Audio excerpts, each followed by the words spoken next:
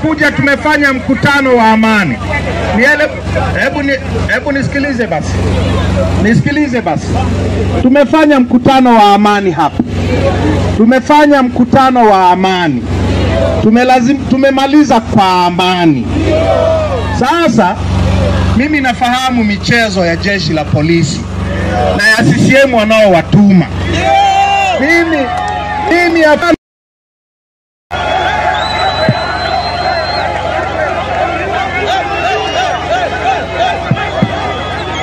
naelewana.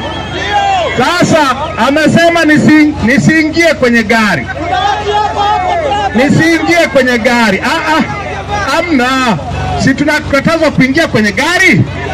Atalala hapa. Shida iko hapa.